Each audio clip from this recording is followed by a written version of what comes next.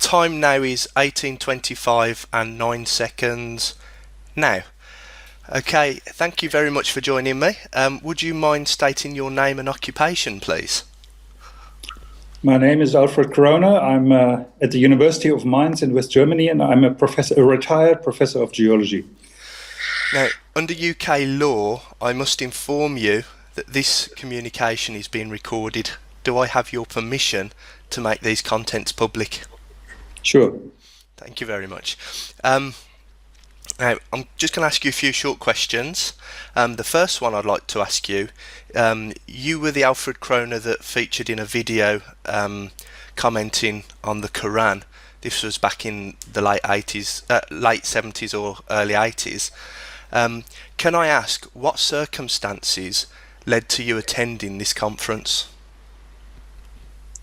Well, there are no special circumstances. This was a professional conference where many foreigners and Arab people were meeting, because it was the first time that a major research project had been undertaken in Saudi Arabia. And the University of Jeddah, that means King Abdulaziz University, actually conducted this conference because many of the lecturers and senior students of that university had actually graduated from Britain or other Western European countries, and therefore wanted to show off their results.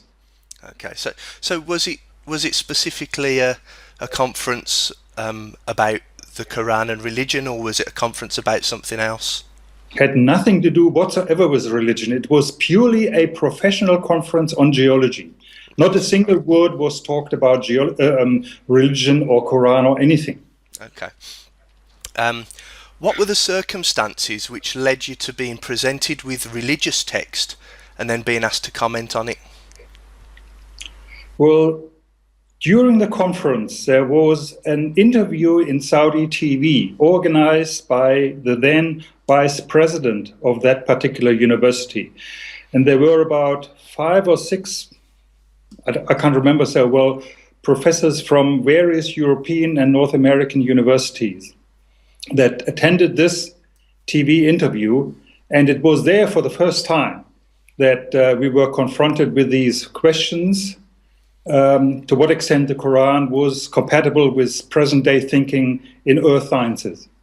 Okay.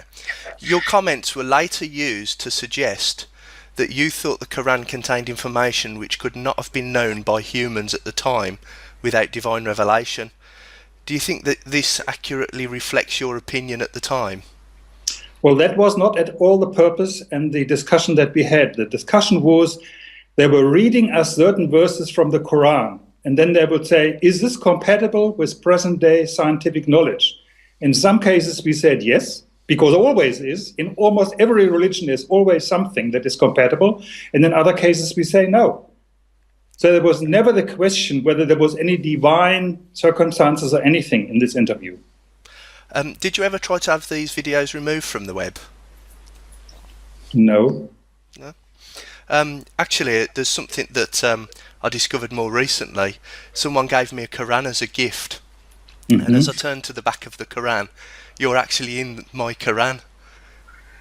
So I didn't know if you knew that. I didn't know if you knew that, but you're actually you're in a holy book.